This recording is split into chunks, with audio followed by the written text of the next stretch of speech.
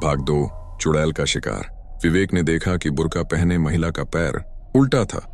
उसके शरीर में जैसे जान ही नहीं बची थी।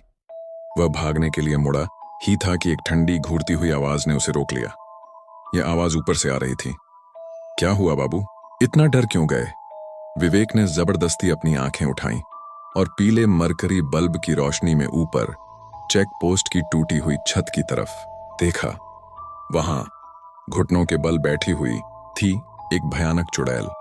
उसके बाल लंबे, बिखरे हुए और सूखे पत्तों की तरह लग रहे थे।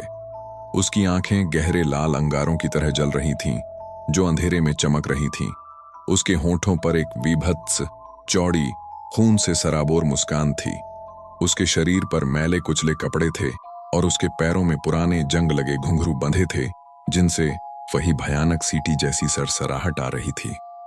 विवेक का गला सूख गया।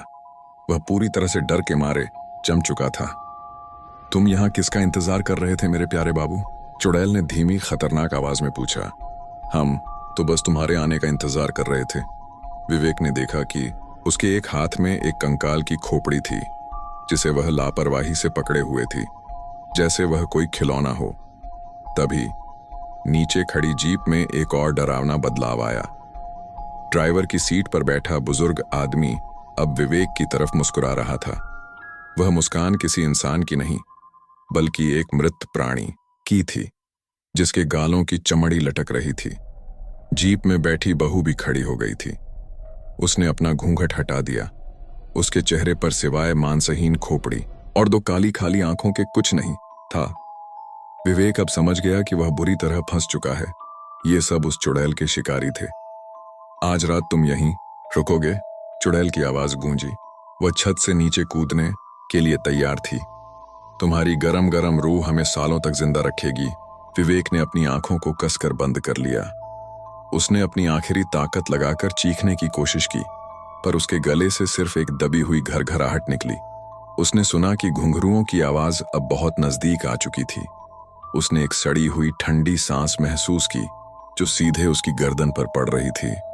अगले दिन सुबह 6 बजे जब दूसरे गार्ड ड्यूटी पर आए, तो उन्होंने चेक पोस्ट का दृश्य देखा।